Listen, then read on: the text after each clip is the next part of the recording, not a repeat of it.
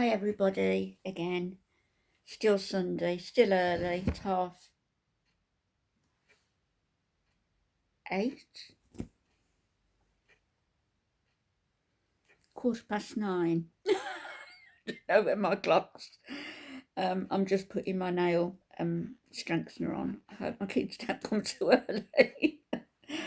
I wanted to come on, seriously, to do a very short response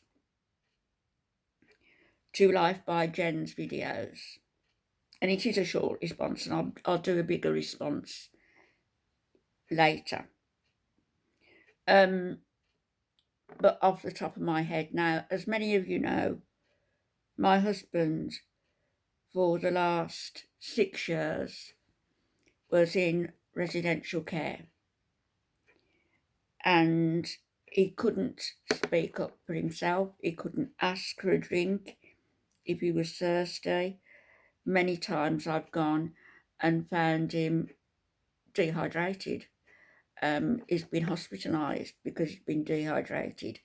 And yet, you know, I was going there from every day, except when I was ill, which is when the major problems started. And I couldn't go every day. And then, of course, the COVID hit. When I couldn't advocate for him because I couldn't go there. But what I found mainly, on the whole, you know, people, carers, nurses, they've got the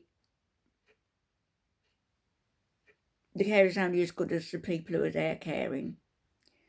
Some are good, some are bad, some are indifferent. I left the phone in Alf's room one day, quite by accident, my phone, and it was still filming because I'd been filming us, I think, and it was still filming when the carers went in to give Alf his personal care. It wasn't pointed at them. Although you could see them moving around the bed, you could see who it was, and you could certainly hear what was said. And I took that to the management. Both were dismissed for what they did and said. But you've got the great carers as well, the really good ones. And then you've got other ones, other times, when they are worked off their little feet and having to, I'm sorry, I haven't got a decent light on, have I? And having to cater to everybody. And what you will find is they will cater or try to address the needs of the people who are most vulnerable, the people who are speaking up for themselves, as Jen could, and I'm sure Jen did. They will speak up and they will be demanding every 5 minutes when, you know, the carers, they just can't do it. They haven't got that amount of time to expend on any one patient. And what somebody in a position who saying they can't do anything for themselves, even turn themselves or even amuse themselves by reading, by doing anything positive, because they want attention. Well, that attention is coming at a cost, and it's coming at the cost of somebody who cannot ask for themselves, who cannot tell the nurses their needs, someone who isn't able to shout out for the nurse or for an attendant, someone who isn't capable of asking for a drink. Jen, you were capable of all those things. Capable of asking for a drink, capable of saying if you were hungry, capable of saying if you want the telly on, capable of saying you want some peace and quiet and want your door closed, capable of saying if you needed changing, capable of saying all those things. My husband couldn't do that. And I wasn't there from 10 in the morning till 7 at night. I got there usually about 10 and stayed till about 3. Occasionally I went back and stayed overnight. But when I had my hip replaced, I couldn't go for a month. And I couldn't believe it when my son pushed me in the wheelchair, and Alfie looked and said, "I thought you forgot me." And there was another time my son pushed me in to see Alf, and we just caught the nurse going to hit him on the face. And the reason she did that because she could, because she knew my husband couldn't tell anybody, and because she was trying to put his slippers on, he didn't want them on, he was kicking them off, and he kicked and he caught her. No blood, nothing, just caught her, because she was trying, it was abuse. She was trying to force slippers on his feet, and he couldn't say no, so he was just kicking, trying to get them off. And we caught her, punching him on the face, going to punch him on the face. We were asked not to contact the police. We should have. But we were asked not to contact the police because had we done that, had we insisted on the police being involved, then Alf might have suffered, and they might have moved him to another nursing home where they weren't properly equipped to look after him. So he would be the one who was losing out. Or because he couldn't speak for himself. So when you come on here talking about lost in the system, that you needed your boyfriend there from first thing in the morning till late in the evening, that he even had sleeps when you had your naps. He had naps. And you say you need money, that money's short, that you were lost in the system, that you're not happy with the outcome. How bloody dare you? How dare you? It's the people who can't speak for themselves who need advocates. And it's people like you, demanding people like you, who take away the vital care that's needed to those who can't speak for themselves. You make me sick. You don't need money. I'm pretty certain, well, we know, don't we, that you were funded by certain people.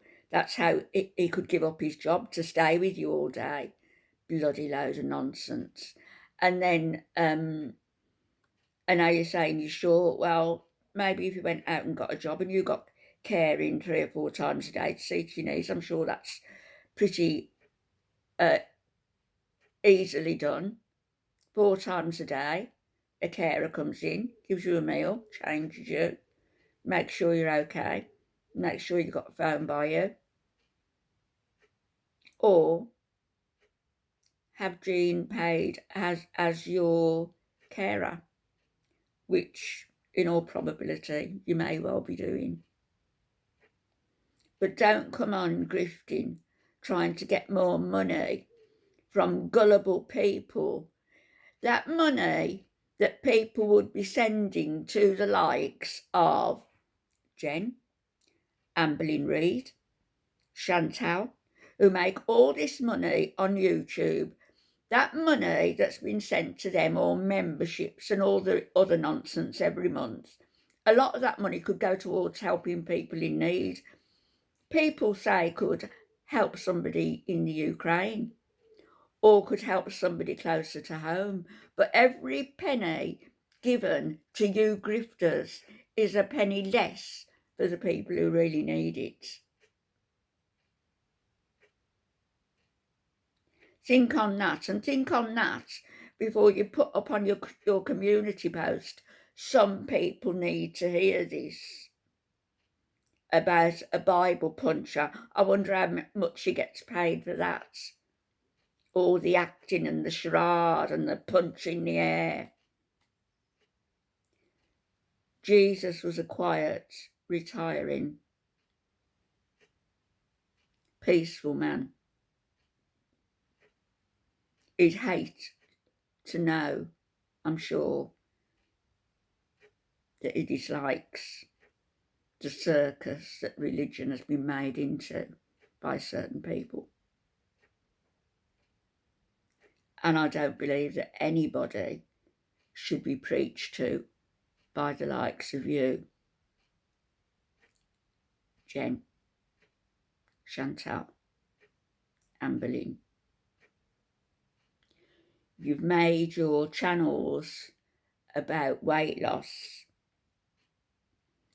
You've made each of your channels individually a parody, not weight loss journeys, grifting journeys. The 3 grifters.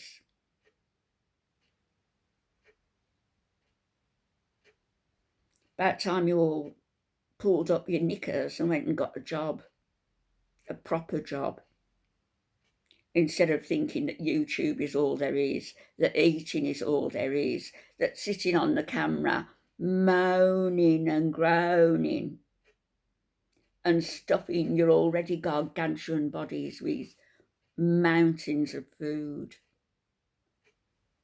whilst pleading poverty.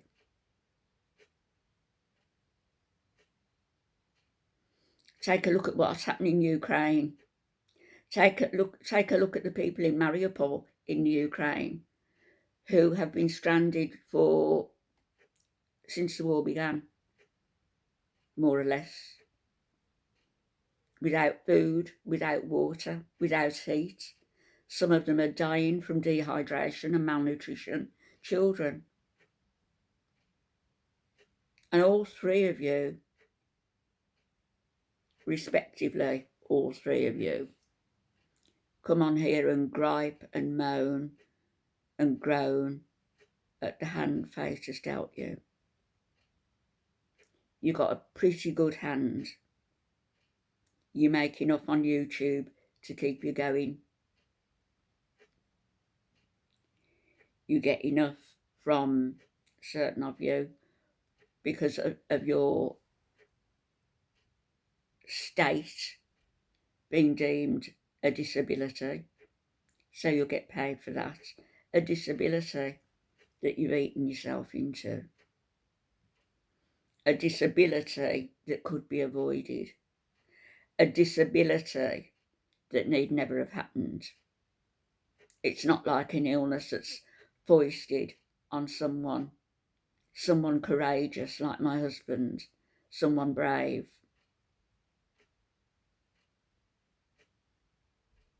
That's courage, that's bravery. That's need.